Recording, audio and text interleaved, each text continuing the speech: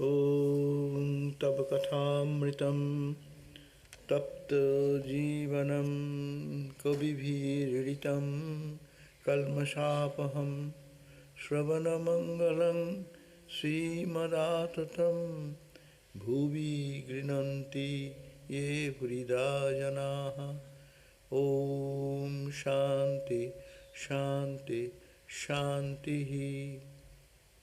O Lord, your gospel is like nectar and bliss showered upon the pain-stricken lives of suffering humanity. It dispels all the sins and misdeeds of life. It brings spiritual welfare in life. The spiritual beauty, prosperity and grace spreads through and through one who listens to your holy message. They are the real givers in the world who preach and pronounce the nectar of your holy message to the suffering humanity. Om peace, peace, peace be unto us all. So we are reading the Gospel of Sri Ramakrishna. We are on page 945. Ramakrishna, in his last days, staying in the Kasipur garden house. And we read last time, there is a conversation going on between Narendra and Ramakrishna. So last time we read, Sri Ramakrishna asked Narendra, after being some time with him discussing about the points of creation, etc., Sri Ramakrishna asked Narendra to sing, and Narendra intones a hymn. His mind is full of renunciation. That's why Narendra is singing, unsteady is water on the lotus petal, just as unsteady is the life of a man. One moment with a sadhu is the boat, one moment with a sadhu is the boat that takes one across the ocean of this world. Narendra has hardly finished one or two lines when Ramakrishna says to him by a sign, "What are you singing? That is a very insignificant attitude, a very commonplace thing." That's why now Narendra sings about the love of Krishna, impersonating one of his handmaids. So that the song he sang, it is resounding. The sound, don't you hear? Don't you hear the sound? It is resounding. Adjust a little bit.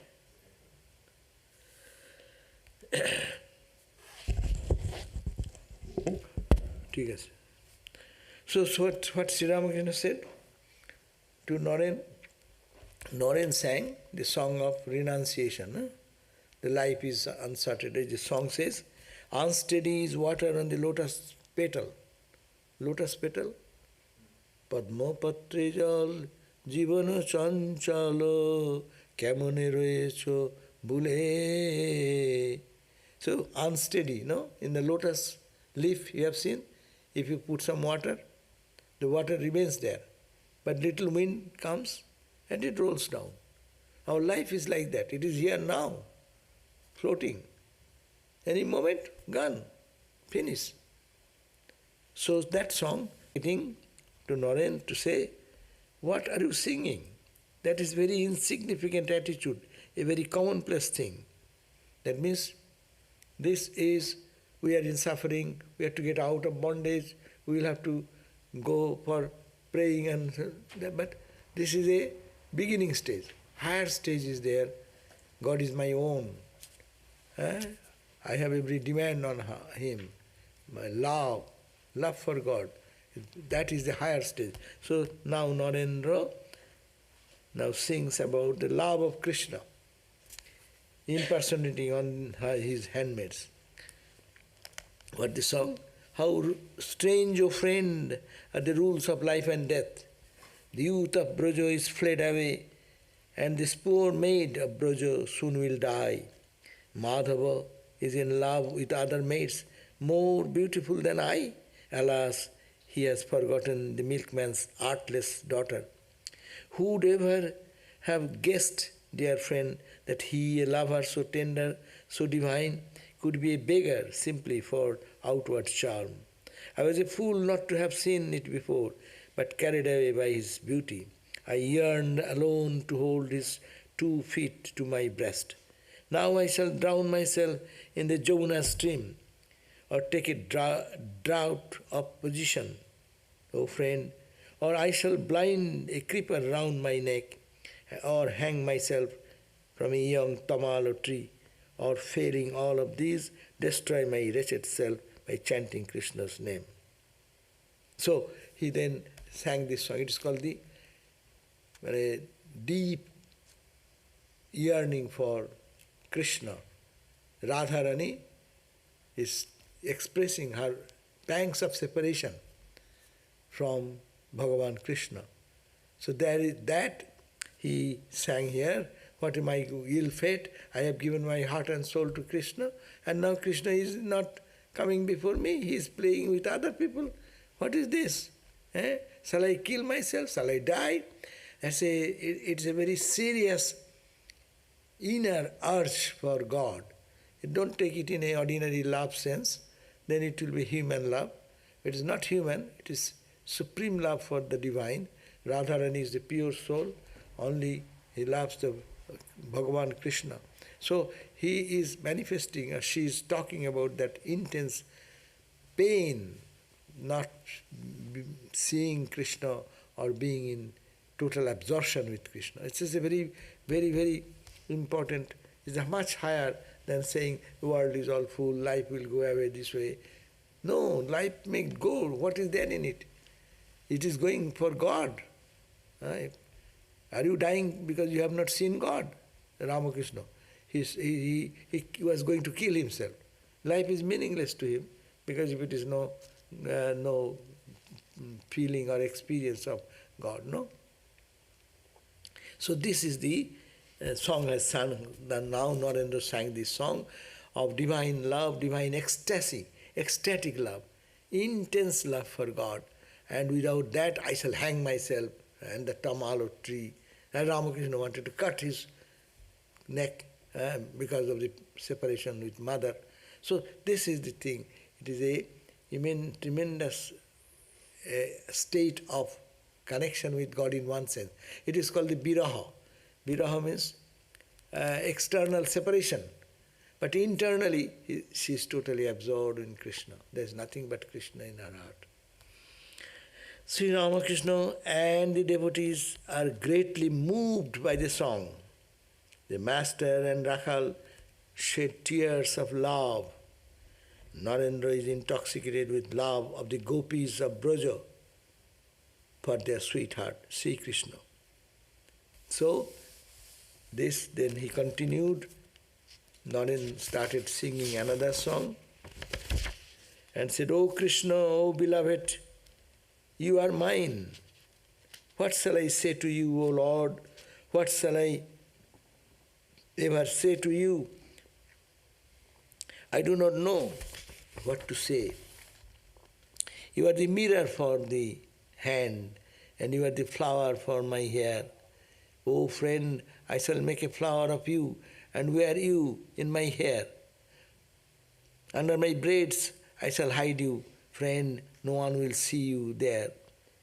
You are the betel leaf for the lips, the sweet collyrium for the eyes. O friend, with you I shall stain my lips.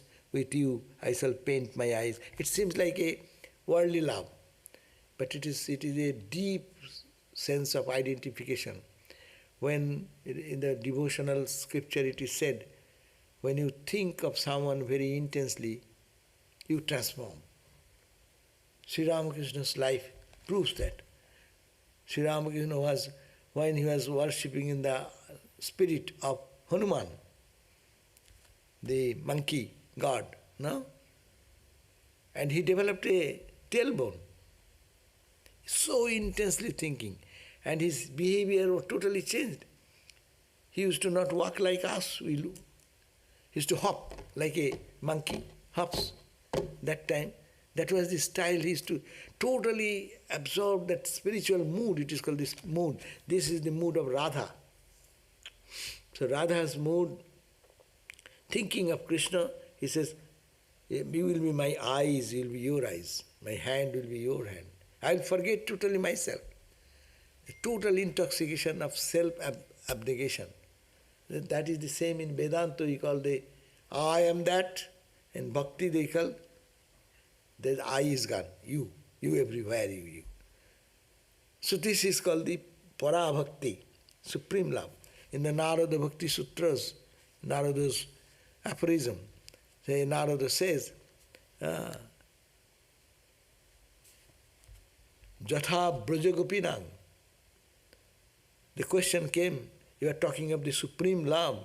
Narada says, Jajgatva naonnat kinchit vanchati, attaining which you will not be able to seek for anything else, attaining which you feel that you are full singing. Is there any example? Narada says, Jatha, as is the example, Brajagopikanam, the gopis of the Vrindavan. So these are the example that love can be personified. Love can be so intense, the life becomes meaningless. But we love for worldly thing, we become mad for worldly money, wealth, loss. But this love is for only God and God and God. That is the only difference. The two differences, very simple difference. And our love brings ultimately frustration, depression, and loss. And their love, what does they do? That their love make us internally fulfilled. Outside tears are rolling down, but internally their heart is full of love and joy. It's swimming in the bliss of the love of joy. So this is the Radharani's state, and Radharani is saying, you are the sandal paste for my body. People paste the sandal paste in early days, no? Here now we put what? Many creams, no? The old cream was sandal paste, very holy, and even now you go to Vrindavan, you can find that hot climate, they put it, it's very soothing. You are the sandal paste for my body, no? That means you and me are no separate, it is me. You are the necklace for the neck. I shall anoint myself with you, my fragrant sandal paste, and soothe my body and my soul. I shall wear you, my lovely necklace, here about my neck, and you will lie upon my bosom, close to my throbbing heart. You are the treasure in my body, you are the dweller in my house. You are to me, O Lord, what wings are to flying bird, what water is to fish. No?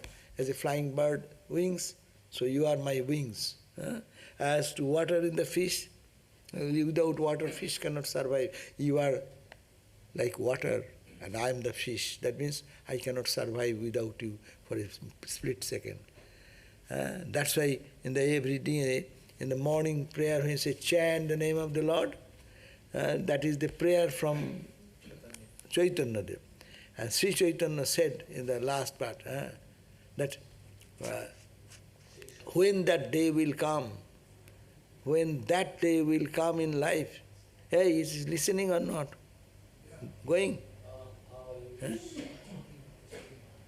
it working? Achha. So the question comes, that is, when that day will come, when, what is that language? A moment's separation will be 1,000 years. Could you understand the intensity of that? One moment's blinking of the eye, if I have not seen you, it will appear to me as if I have not seen you for thousands of years. What intensity! We cannot conceive of that love. That's why it is called Gopis' love. Best among the gopis, the Radharani's love. It cannot be expressed. It cannot be understood by ordinary human people, human being. We cannot love. We are not that pure. That's why Swami Vivekananda warned about gopis and talking about gopis, and because always will bring us to human level. See, all the language are human language.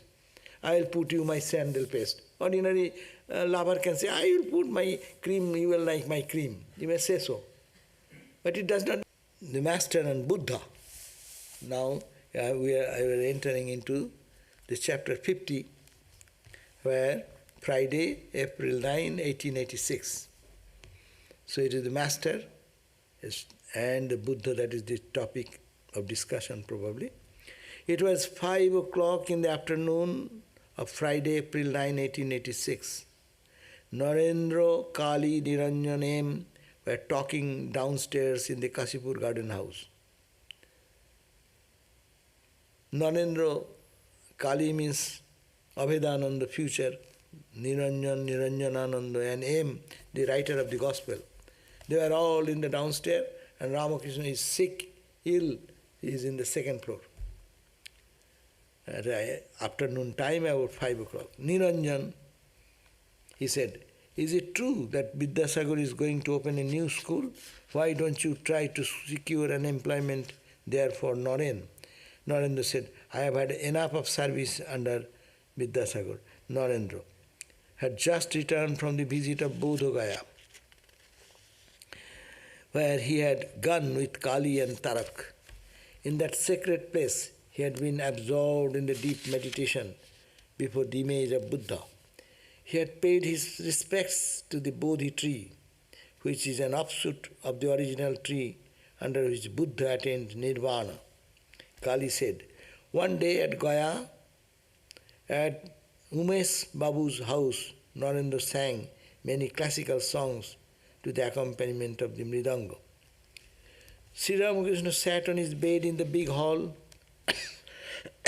upstairs. It was evening. M was alone in the room, fanning the master. Then Latu came in a little later. Master, please bring a chadar for me and a pair of slippers. M said, yes, sir. Master, talking to Latu, the chadar will cost 10 annas, and then slippers, what will be the total cost? Latu says, 1 rupee and 10 annas. Sri Ramakrishna asked M by a sign to note the price. Narendra entered the room and took a seat.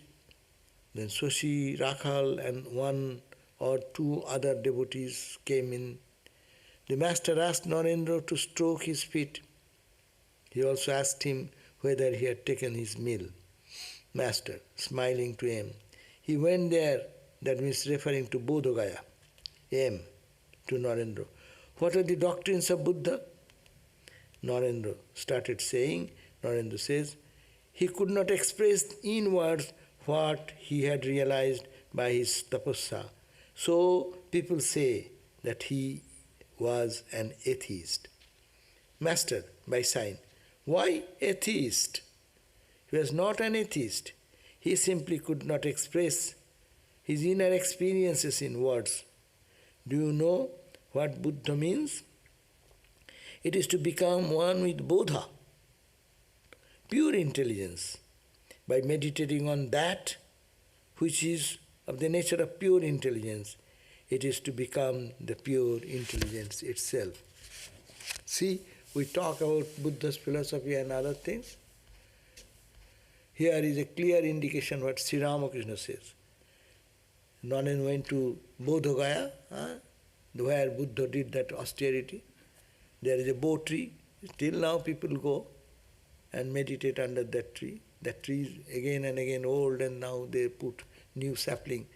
And now, so when Swamiji went, that tree was there, and he meditated there. But the Master is talking about, M is asking the philosophy or doctrine of Buddha. Normally he says Buddha does not believe in God. He is naturally atheist. Whom we say atheist, who does not believe in God, no? That's called atheist. So Buddha is an atheist. He could not express it. But Narendra himself explaining, he could not. The Master says, by sign, why atheist? Again, Sri Ramakrishna's confirmation. He says, he was not an atheist. He simply could not express his inner experiences in words, in the world of duality in which we live. That's why he was become, and not only awakened, he was one with Bodha, one with the consciousness, one with the supreme intelligence, pure intelligence. And Ramakrishna said it's pure intelligence.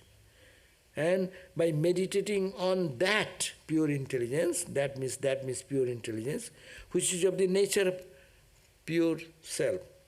It is not become pure intelligence, and it is to become pure intelligence. That's same. See, Ramakrishna says here it is Vedanta. No? He, Buddha, become one with the pure intelligence, and not only meditated on pure intelligence, he raised his awareness into pure intelligence, and he became pure intelligence. Say that's the same thing as Vedanta says, Tattvamasi, Araham Brahmasmi. They become one. That Jiva and Shiva, Jivatma, Paramatma, one unity. Narendra says, yes sir, there are 3 classes of Buddhas. Buddha, Arhat and Bodhisattva. Master. This too is a sport of God himself, a new Leela of God. So this Buddha, Swamiji said that there are 3 classes. We know Buddha is a state, awakened Buddha. Arhat, the sadhus, those who are followers of that path. And Bodhisattva is a state, it is to be attained. Everyone can reach the state of Bodhisattva. Ramakrishna said, this Buddha sadhana, all this is a sport of God himself. It is God himself is sporting. It's a new Leela of God. Why should Buddha be called an atheist? Again, Ramakrishna is putting this question again.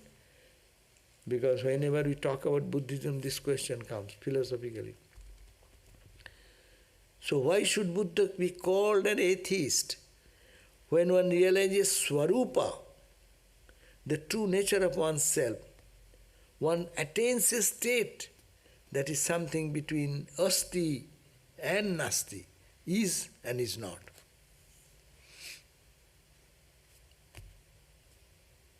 That's a very subtle area of philosophical question. Between asti and nasti. Asti means what? It is there. Nasti means it is not there. So asti, if you have the idea of it is, you have the idea of it is not. Opposite. If you have the idea of one, you have the idea of two. If you have the idea of light, you have the idea of darkness. So opposite is or existence, non-existence. Is there any point between existence and non-existence? What does it mean? It is a point where you cannot say anything. If you say it is, then you are aware of it. Your consciousness is still there. If you say it is not, then also it is your consciousness is there. But a state between these two is there where no awareness will be possible. You cannot express it. You be there, but you cannot express it. It is there? No. That's why Buddha, when asked, he said, does God exist? Then he said, did I say that? Does not the God exist? Well, did I say that? But he is not committing to any expression. He is saying truth cannot be uttered through the mouth. When you express anything, Ramakrishna said in another place, if you can express, then it becomes uchishtam. Uchishtam is defiled, because it is uttered by the tongue.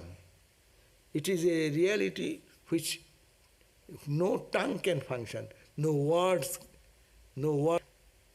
it cannot reach that point. Narendra, it is a state in which contradictions meet. See, Swami Vivekananda, a young boy then, how matured, so experience is something. If you read all the life afterwards, Swami Vivekananda's books, philosophically, very little change in his understanding. So what he says is talking with Sri Ramakrishna's ideas, saying it is a state between, Ramakrishna said, it is the in between asti and nasti. It means is or is not. That is the point where is Buddha state. Narendra is explaining to it, it is a state in which contradictions meet. That's why Upanishad says, Chidyante hridaya granthi vidyante hridaya granthi chidyante sarva samshaya tasmin drishte paravare.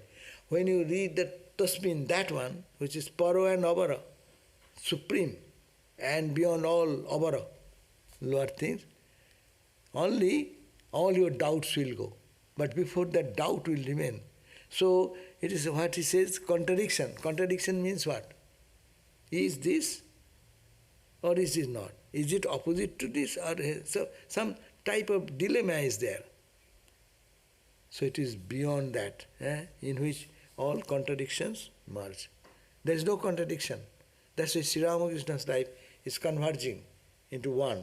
All the apparent conflicting ideas, you can find a perfect harmony in the life of Sri Ramakrishna.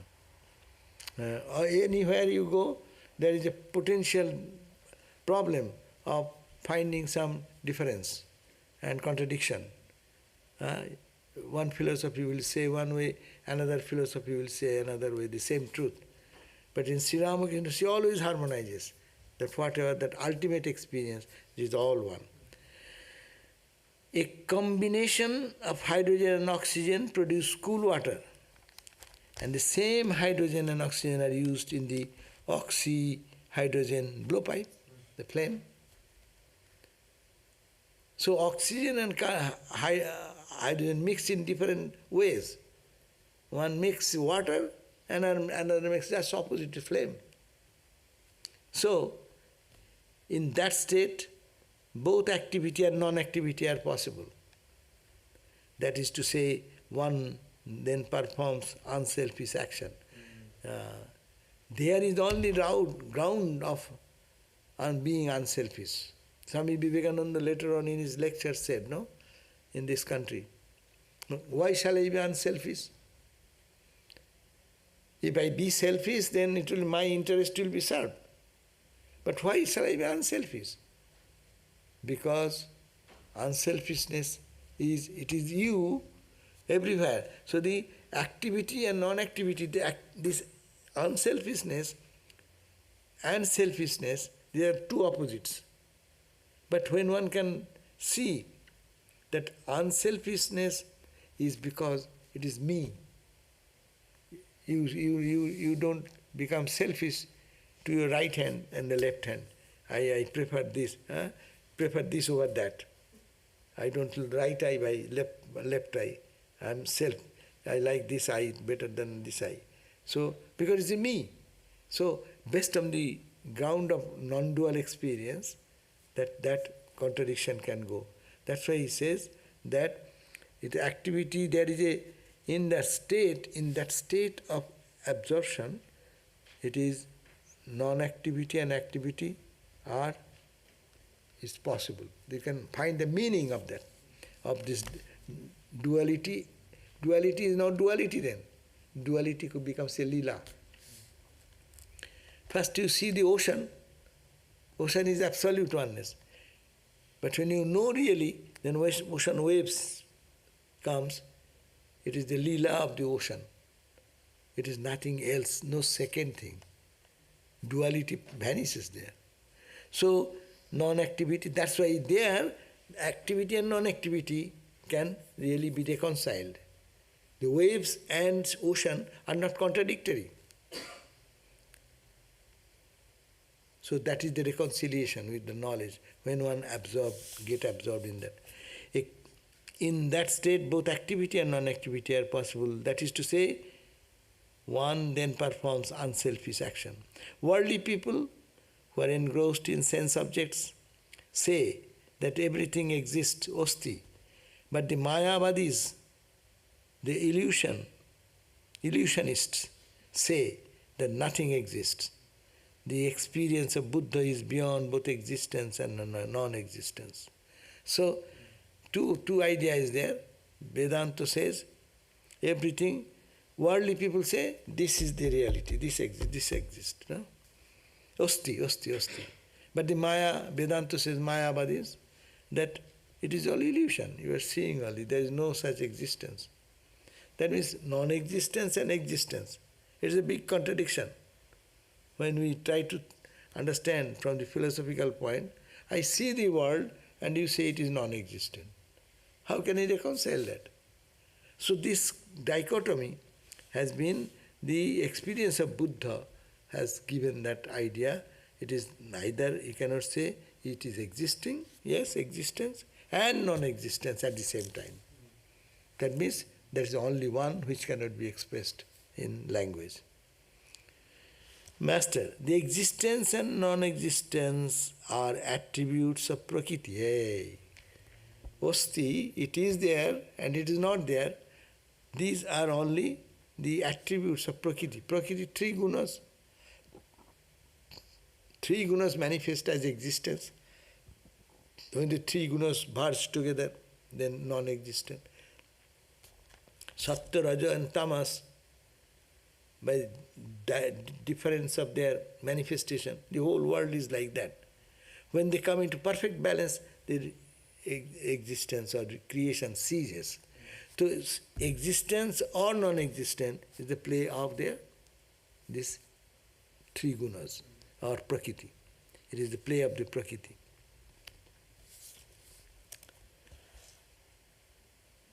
Then the doctrine, devotees remain silent for a few moments. Then again, Master is talking to Narendra. What did Buddha preach? Then Narendra again start talking. He did not discuss the existence or non-existence of God, but he showed compassion for all his life. But he showed compassion for all others throughout his life. A hawk pounced upon a bird and was about to devour it. In order to save the bird, Buddha gave the hawk his own flesh. Ramakrishna remained silent. So Narendra, Vivekananda, appreciated this idea of Buddha. He was very much charmed by Buddha because Buddha's dedication, Buddha's unselfishness, love for humanity. So he said his manifestation, he did not discuss. We talk about philosophy, but Buddha did not discuss. He said that people may say, some people, logicians, that is their work. If the house is in fire, they will be two pandits, will sit together. Why the fire? How did it come? Why did it come from that corner? The wind was blowing this way. It should not have done that. And by that time fire is encroaching, the entire house is engulfed into fire. So life has suffering. Why it is suffering? It is this, it is that, and logic go on analyzing and talking. And we are burning in pain and agonies. Then Buddha said, why are you talking about that? The house is in fire. Take a bucket of water and throw water there. Life has misery, suffering. To take some means and ways to remove that suffering, to go beyond that suffering. So that is Buddha said. That's why he didn't go for much philosophical discussion. All the philosophical discussions we are seeing in Buddhism, during his time it was very simple. It came much later. His disciples have set the formula. The Mahajano, Hinajano, this, that, and how many divisions of Buddhism it has come. It is offshoot of that same thought. But Buddha didn't say. Buddha said, there is dukkha, there is a way to get out of four noble truths. There is dukkha, suffering, and there is a way out of the suffering. It can be done, and there is some practices we can follow. So, that is the point. Buddha emphasized on that, not on logic. Because when Buddha came, people were all engrossed in ritualistic karma and also wrong interpretation of the Vedic scriptures. So that's why he didn't talk about, don't enter into philosophical discussion. Ramakrishna. You go to Ramakrishna, he will not, you don't hear much of philosophical dry discussions. He always infuses love for God and devotion for God, so that the suffering can be removed That is his way. Narendra became more and more enthusiastic about Buddha.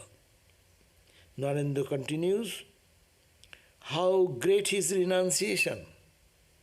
Born a prince, he renounced everything. If a man has nothing, no wealth at all, what does his renunciation amount to? After attaining Buddhahood and experiencing nirvana, Buddha once visited his home and exhorted his wife, his son, and many others of the royal household to embrace the life of renunciation.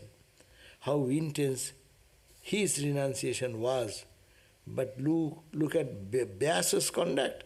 He forbade his son Sukadev to give up the world, saying, my son, practice religion as a householder. Swami Vivekananda is in the spirit of high mood of renunciation. That's why he is saying that, even Buddha's renunciation is how much you see. He was the prince, no? And he, after awakening into the consciousness of the Supreme, he, after attaining that Buddhahood and experienced the state of nirvana, full of bliss state, Buddha once visited his home and he encouraged everyone to be monk. What a great renunciation, embodiment of renunciation. He himself and also encouraging everyone. And Vyasa, such a wise person, but he also is running after Sukadev. His son is born and is running after Sukadev. Hey, my son, come back home, come back home. But he is born as a Brahmagyani, so he walked out of the house and just followed the path of a wandering monk. That means he is saying that there is attachment, but Buddha had no attachment for anything. Ramakrishna was silent and yet he had not uttered a word. Then Narendra again continues, Buddha did not care for Shakti or any such thing. He sought only nirvana. That Shakti means the magical power or the yogic power. How intense is his dispassion. When he sat down under Bodhi tree to meditate, he took this vow, let my body wither away here if I do not attain nirvana. Such a firm resolution. Actually Buddha took that resolution, no? That I will not get out of this seat. Iho asane, in this seat posture, shushatu me shoriram, my body, let it be dry out. Not eating, not taking care of the body, let it evaporate, no? Shushatu va shoriram, tak, osti, mangshang, pralayan chujatu. Let the skin, flesh, bone be separated. Aprappa bodhing, without attaining bodhi, that knowledge, that wisdom. Bahukalpa durlabham, which is to be attained by many, many lifetimes. Effort. I shall not get out of this seat. And took a firm resolution and he sat there. That's why we find that Buddha became skeleton, not eating anything, and sat for, and then came the pious, the rice pudding from Sujata, and then that saved the life. Then he took the middle path. But the resolution is so strong, whatever happens, I am not going to give up until I realize God. He didn't say God, but anyhow realize the truth. But our word God comes out every time, whenever we say. Even they talk about Buddhism and Dhammapada, you will find they are talking about Bodha and not this and this, but they are saying Atta, Atma. Atmadipo bhava. Buddha said, Atmadipo bhava. And what? Atmadipo. Dipo is negative. Dipo means light. Be a lamp unto you. Lamp is negative, a lamp is positive. But what you are saying that it is not. But to say not, you say yes. That is the problem of language. In 2 weeks we have Buddha Purnima. Huh? In 2 weeks. 2 weeks, Buddha Purnima. And then Swami, our Daya Prana is arranging for something, 23rd. So who of you can come, and he will have little bathing, kidai? Buddha, bathing of baby Buddha. Bathing the Buddha, Tea. Buddha tea, very special tea. And some demonstration, Buddha's life, she works hard on that. Probably our Bala will have to help to projection. Anyway, now this body, nirvana, Buddha didn't care for Shakti, he sought only nirvana, intense dispassion he had. He sat under the Bodhi tree to meditate. He took this vow, let my body wither away. If I don't attain nirvana, such a firm resolve. This body indeed is the great enemy. Can anything be achieved without chastising it? See, Naren is so excited in his renunciation mode. This body should be chastised, not pampering. If you pamper, then it will not cooperate with you, no? That's why austerity. They do, sadhus do austerity. Sosi. Sosi means Swami Ramakrishna Ananda afterwards. Sosi says, but it is you who say that one develops sattva by eating meat. They are friends. No, Naren is a friend of Sosi. They are all the same age group. In front of Ramakrishna, they are talking to themselves. You say that what is there? You eat meat. That will also bring you sattva quality. Huh? You insist that one should eat meat. Then Narendra said, I eat meat, no doubt, but I can also live on rice, mere rice, even without salt. The friend talking to a friend. And Swamiji said, yes, your spirituality does not stop if you eat meat. But that does not mean that everyone will have to be eating meat. And Vivekananda said that, yes, I can eat meat, but I can also not. I can also live on the rice, even not a salt mixed with the rice. That means I have that control. I can do that. So his case is separate, no? His exceptional case. Narendra's case is all separate, no? Thakur would give keep all the sweets with the people from Calcutta coming to Ramakrishna. They bring, that is a tradition. You go to a temple or where you bring something for the Lord. So when he used to come to Dakshineshwar to see Ramakrishna, normal standard in Bengal because they like sweet much. So everyone will bring sweet. But that sweet is, no one will know, Ramakrishna will not distribute that sweet to Sosi, Rakhal, others. No, they are not given. Good sweets, everyone will be wishing to have one piece, soft and sweet, very nice quality. But he will keep preserved for Naren. Because he says, these people bring their sweets with some desire. When you go to temple, I give you, O Lord, give this and give this in return. And normally, ordinary people go to the temple asking for some of their troubles to go away or for problems. So there is a kamana, desire. This food is not pure. I brought it, I love you, I give you. I don't want anything back. That is called selfless love. But normally, these Marwaris and other people who used to come to Ramakrishna, for some desire was mixed with it. So this desire mixed food will disturb the sattva quality of other young generation student. That's why Ramakrishna would not give that sweets to anybody. But when Naren comes, he will give it. Why? His mind is so high, to pull his mind down, little bad thing is good.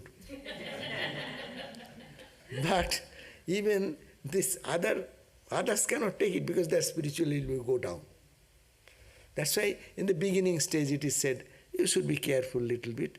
As a sapling, when a seed is planted into the ground and little sprout comes, you have to protect it very carefully.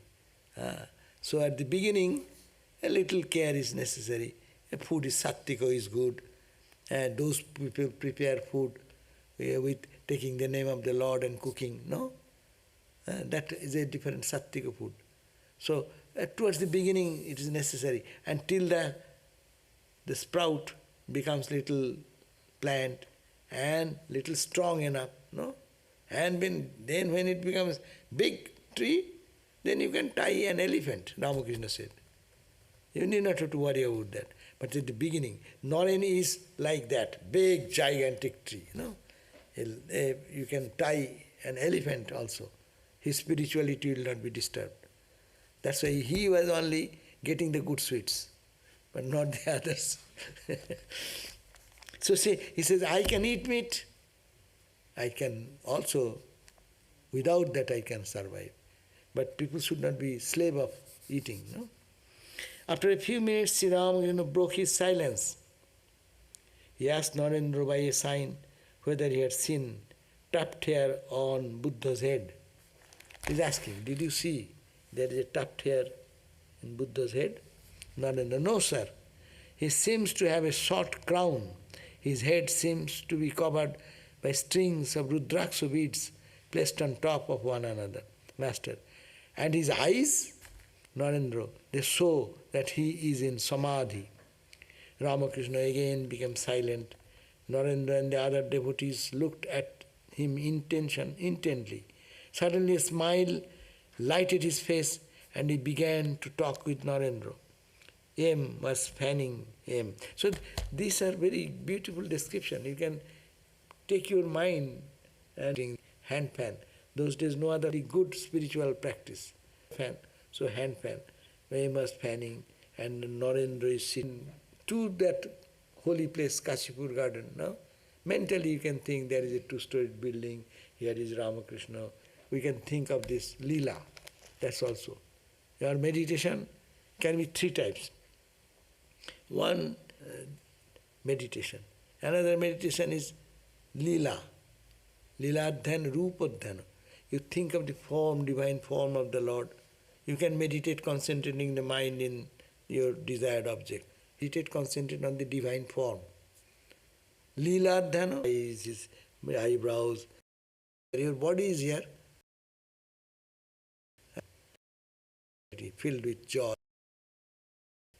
Infinite ocean of consciousness, infinite ocean of joy. Meditate in that way also. Three.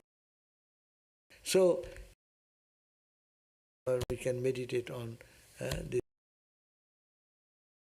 people who are Christian, the on the mind, think of that and him become silent. And he began to talk with Master. Well, here you find everything, even ordinary red lentils and tamarind. I have seen, in exactly the same manner, have I seen God. And I have seen. Again, double time. With these words, he placed his hand on his heart and asked Narendra by a sign, can you tell me what I said? Can you tell me what I said? Narendra said, I have understood. Tell me. Narendra said, I did not hear you well. Ramakrishna said again by a sign, I have seen that he and the one who dwells in me, my heart, are one and the same person. Now this is a climax point. First he says, I have seen God, as I am seeing this fan, holding this fan. Next he says, he put his hand here, and then he said, Narendra, did you understand? Say, what did I say? He said, I don't understand, I didn't hear. Then said, Ramakrishna is confirming, I have seen that he, capital, and the one who dwells in my heart, they are only one. That's called the avatar. God and God descends, no? What a direct statement is given here, that he and who resides in me are the same person. That means avatar is God descending in the God by his own power of Maya descending like a human being. That is this Ramakrishna. Ramakrishna is, that's why it's called avatar declaration. Avatars. In the Bhagavad Gita, Krishna says, Avajananti mang murha. People don't recognize me, ignore me. Manusing deho asritam. Because I take a human birth.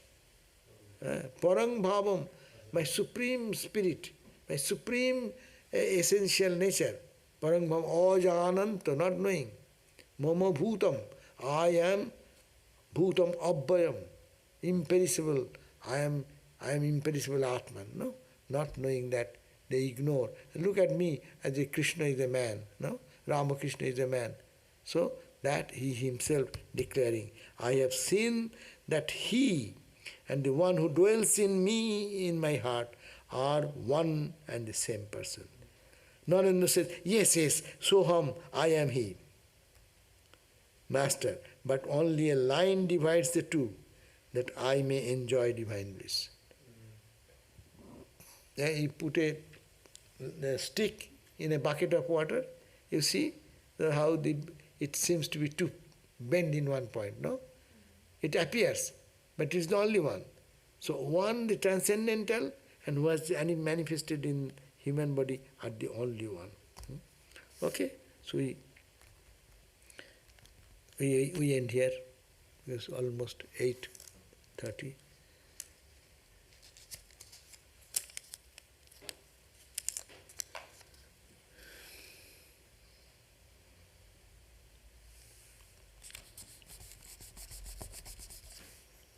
Okay.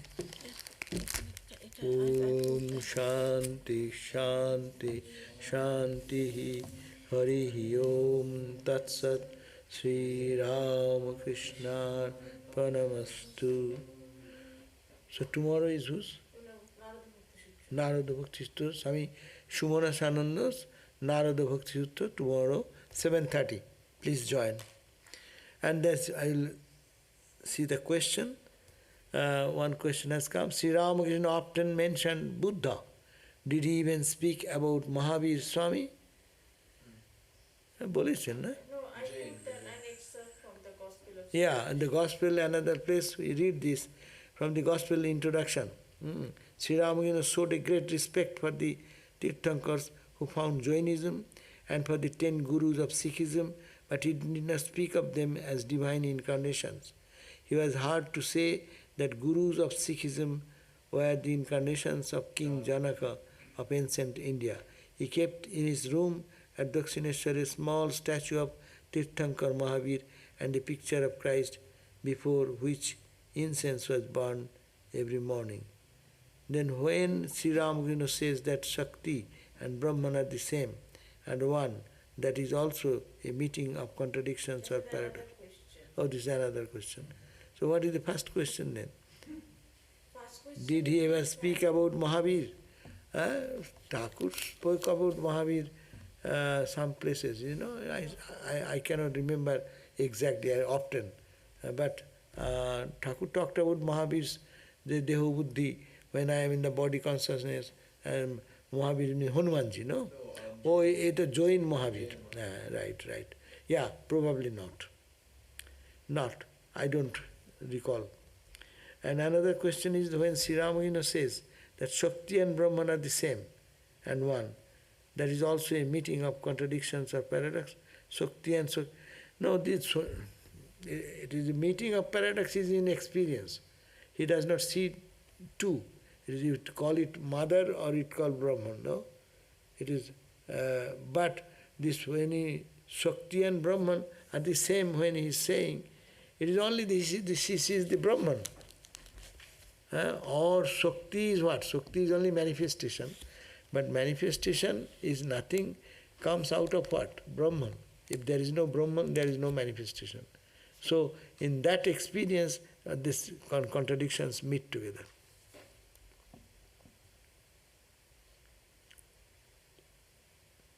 You can say all contradictions meet together when one understands that there is only reality. And Shakti, Whether it is that, Ramakrishna said, it is the same snake when it is lying down coiled up and when it is moving in a wriggling way. It is so the wriggling way is the world, because it is changing every moment. Everything is in flux, no? Though we see that it is static, but nothing static, everything is in change. So from that point, that is a Shakti. But for a Brahmagyani, for Sri Ramakrishna-like person, they see nothing but they used to start as ma, ma, ma, sometimes it is Rama, Rama, Rama, sometimes it to say ma, what is called Brahman. So these are terminological things, but that one absolute remains ultimately. Oh Baba, more questions coming. Huh? No more questions are there because they could not hear properly. There was problem with streaming. Only 12 people are online. Oh, 12 people are online. so okay. Yeah, that's all. Okay, so we end here. Thank you.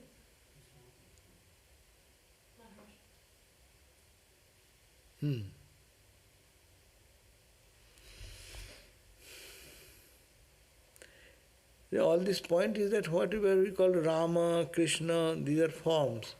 But ultimately when they go to Samadhi, Rama melts into that absolute, he also melts. Just he said that this form and this idea all in the mind, all in the three gunas play. When you go beyond the three gunas, it all melts into one. Where is many? You are also gone. Who will say many? Who will say one?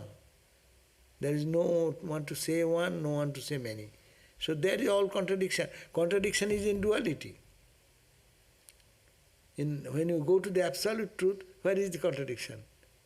Who will say it is contradiction? How contradiction will be? Only when contradiction comes where there is two. Then at that state there is no two, so there is no question of any contradiction. We are always thinking our condition, as I have contradiction. But at that state you are not there. Your I is gone, your mind is gone, your ego is gone. Yeah, so how can there be question of contradiction will arise? When they come back, they see the duality, there is no contradiction. They see two things together, as I said before all the time. Example, animal cookies. They see the animal shape as also the cookie material. Same. It is whether it is a dog.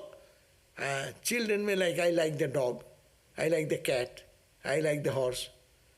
But when they eat, it is the same element, no? So they see only one. Two things they see simultaneously, ornament and gold. We see only the design of the ornament, not the gold. We see the world, but not Brahman. But they see both together, and there is no two, but only one. Okay, thank you.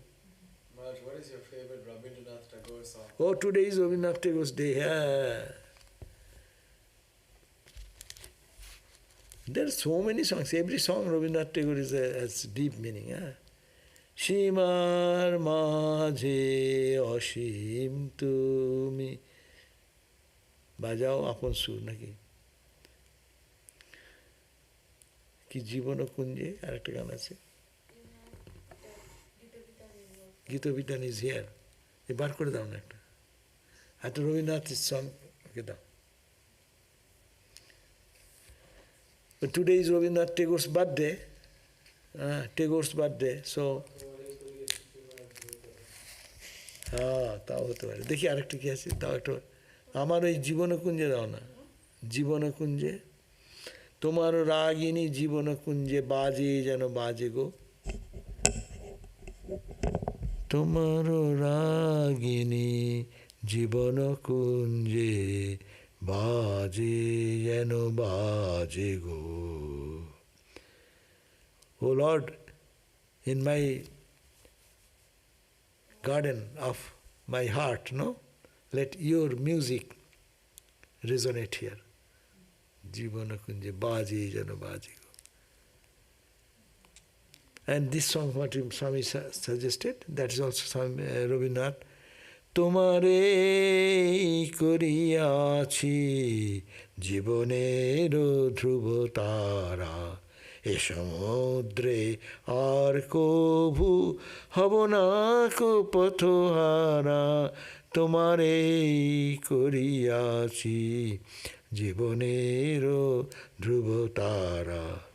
কখনো বিপথে যদি ভ্রমিতে চাহিয়ে হৃদি, যখনই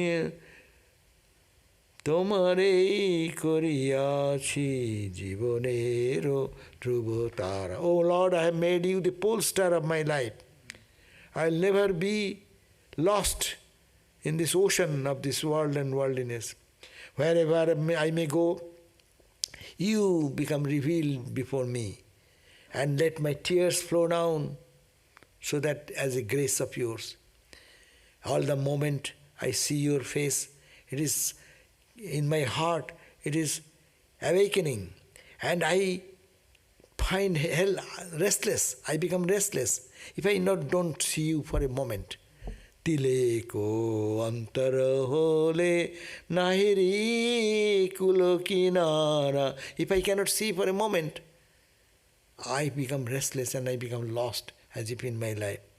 কখনো বিপথে যদি ভ্রমিতে চাহে হৃদি, if any more point of time my mind wants to roam around in filthy things or in path which is not royal path, then অমনীয় মুখ হেরি শরমেশে হয়হারা, when I remember your face, it makes me ashamed, and then I come back to you again.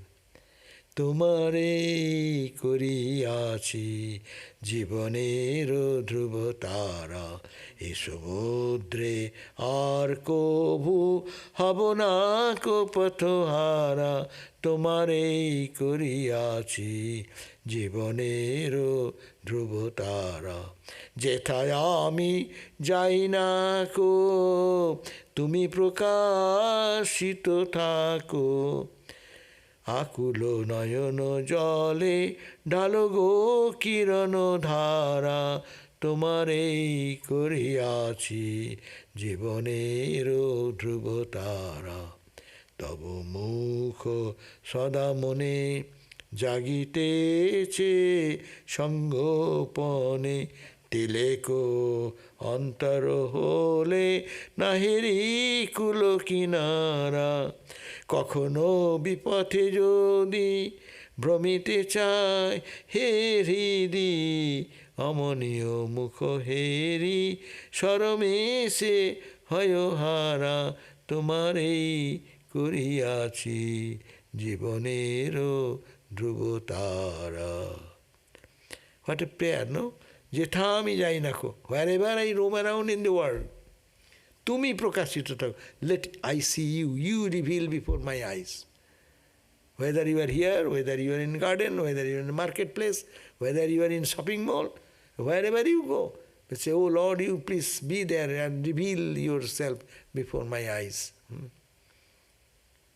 And in my core of my heart, in the silence, your awareness is always awakened there. And if I miss you one moment, as if I missed the whole life, and I become restless, I lose my life, as it were. Rabindranath Tagore, if we read every song with a deeper meaning, is such a great meaning. Shimar maje ashim, oh infinite reality. You are to the limited object. See, look at the wildflower. Now many wildflowers. Take one wildflower.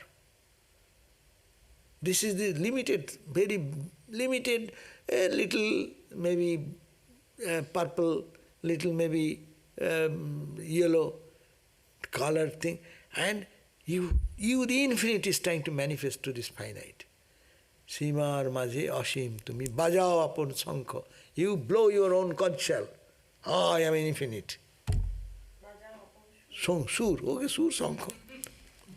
Your own tune, your own blow your own conch shell. I am saying, but Rabindranath says your own sur, your own tune. That means, let me hear your voice through every manifested universe.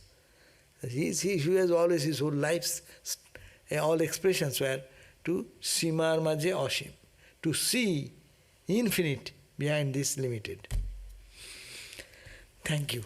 Om Shanti, Shanti, Shanti.